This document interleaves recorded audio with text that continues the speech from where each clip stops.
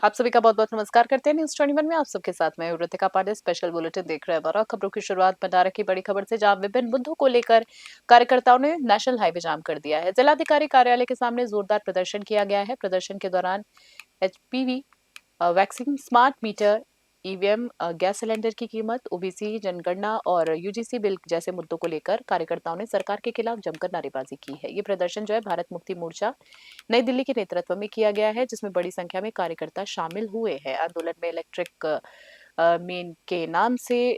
Man के नाम से प्रसिद्ध अभय डी रंगारी भी मौजूद रहे हैं। अभय डी रंगारी ने कहा है कि ये आंदोलन जनता के हक और अधिकारों की लड़ाई है और जब तक इन मुद्दों पर समाधान नहीं होगा तब तक विरोध जारी रहेगा। प्रदर्शन के दौरान कार्यकर्ताओं ने सरकार से जनहित मुद्दों पर जल्द निर्णय लेने की मांग की। भंडारा से हंसराज की रिपोर्ट।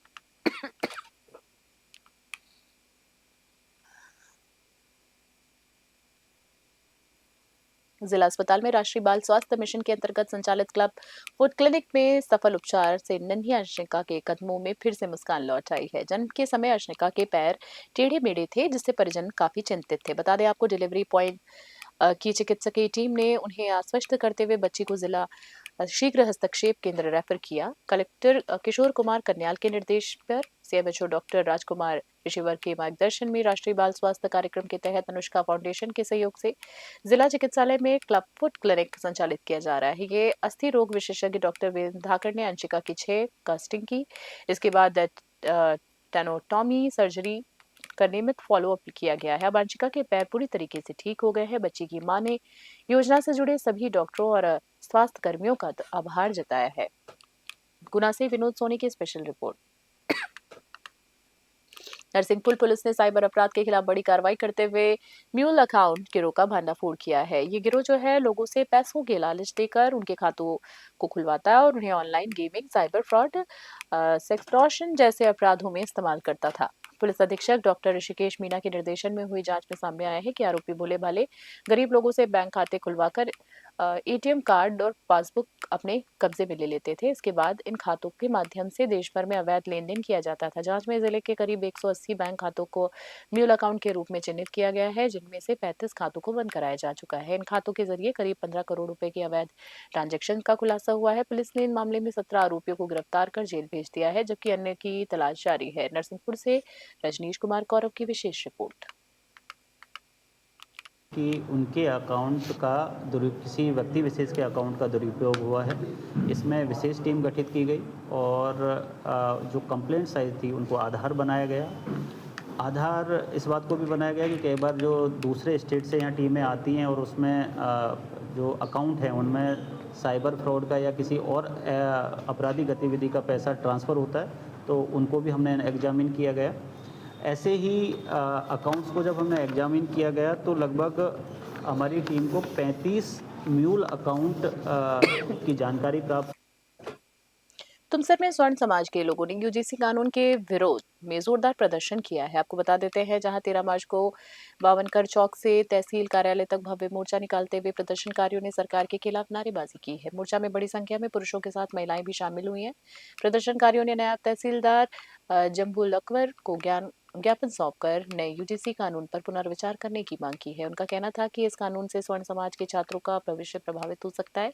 प्रदर्शन के दौरान वक्ताओं ने सरकार से छात्र हितों को ध्यान में रखते हुए कानून में आवश्यक संशोधन करने की मांग की। साथ ही चेतावनी दी है कि यदि उनकी मांगों पर ध्यान नहीं दिया गया तो आंदोलन और तेज किया जाएगा। भंडारा से हंसराज की रिपोर्ट। जिले में कानून व्यवस्था को सुदृढ़ बनाने और आम लोगों को समय पर पुलिस सहायता उपलब्ध कराने के लिए राज्य सरकार और पुलिस मुख्यालय ने महत्वपूर्ण कदम उठाया है। पूरे राज्य में पुलिस की गश्ती व्यवस्था को मजबूत करने के उद्देश्य से 628 बोलेरो वाहन और 849 अपाची बाइक वितरित की जा रही है, जिनमें से रामगढ़ को 13 बोलेरो, 19 अपाची बाइक आवंटित की गई है। बता दें आपको, जहां पुलिस अधिकारियों के अनुसार नए वाहनों से जिले में गश्ती व्यवस्था और अधिक मजबूती बढ़ेगी, जिससे किसी भी घटना और त्वरित कार्रवाई की संभावना तुरंत हो सकेगी। बता दें, अपाची बाइक जल्द ही पुलिस विभाग को उपलब्ध करा दी जाएंगी। इस पहल से न केवल अपराध नियंत्रण में मदद मिलेगी, बल्कि आम जनता की समस्याओं पर प्रतिक्रिया भी संभव होगी। तेजी से राज्य सरकार और पुलिस मुख्यालय का यह प्रयास कानून व्यवस्था सुधार की दिशा में एक महत्वपूर्ण कदम माना जा रहा है। रामगढ़ से राजेश कुमार की स्पेशल रिपोर्ट। पूरे राज्य में माननीय मुख्यमंत्री जी के द्वारा और माननीय डीजीपी महोदया के द्वारा पूरे राज्य में विधि व्यवस्था को सुदृढ़ बनाने के लिए और लोगों की समस्या सुने जाने के लिए सही टाइम पर पुलिस रिस्पांस कर सके, विधि व्यवस्था सही हो, इसके लिए पूरे राज्य में 628 महिंद्रा बोलेरो और 849 अपाची बाइक प्रदान की गई है। उसी के अंतर्गत रामगढ़ जिले में कालापीपल में नाथ समाज ने भव्य आयोजन के तहत गाजे बाजे के साथ विशाल रैली निकाली है। पारंपरिक वेशभूषा में समाज के लोग झूमते हुए नजर आए हैं और भोलेनाथ तथा बाबा गुरु गरीबनाथ के जयकारों से नगर भक्तिमय उठा है। आयोजकों ने बताया है कि ये शोभा यात्रा सदियों पुरानी परंपरा की याद दिलाने और सपेरा समाज को अपनी संस्कृति और पहचान के प्रति जागरूक करने के उद्देश्य से निकाली गई। रैली के दौरान प्रदेश अध्यक्ष रतननाथ कालबेलिया ने समाज को संबोधित करते हुए कहा है कि नाथ समाज को अभी भी सरकारी सुविधाओं और संरक्षण की अपेक्षित मदद नहीं मिल रही है। उन्होंने कहा है कि अब चुप बैठने के समय नहीं है, बल्कि शिक्षा, पहचान और सरकारी योजनाओं का लाभ पाने के लिए समाज को संगठित होकर प्रयास करना होगा। रैली में बड़ी संख्या में नाथ और सपेरा समाज के लोग शामिल हुए हैं और पूरे नगर में उत्साह के साथ शोभा यात्रा निकाली गई। सीहोर से रामनिवास यादव की रिपोर्ट देख रहे थे आप। नौरंगिया गांव स्थित सुप्रसिद्ध सिद्धि शक्तिपीठ राजगढ़ी में 9 दिवसीय श्री सप्त चंडी महायज्ञ का भव्य समापन हुआ है और इस यज्ञ ने धार्मिक माहौल को और भक्तिमय बना दिया है। साथ ही समाज के सामने मानवता और सामाजिक सरोकार की मिसाल भी पेश की गई है। यज्ञ के दौरान ग्रामीणों के सहयोग से 2 गरीब और लाचार परिवार की बेटियों का विवाह भी विधि विधान से संपन्न कराया गया है। शादी का सारा खर्चा और व्यवस्था यज्ञ समिति और ग्रामीणों के आपसी सहयोग से पूरा किया गया। 9 दिनों तक यज्ञ स्थल वैदिक मंत्रोच्चारण और भक्ति गीतों से गूंजता रहा। महायज्ञ के आयोजन से यह स्पष्ट हुआ कि असली भक्ति तभी पूर्ण होती है जब हम दीन दुखियों की सेवा करें।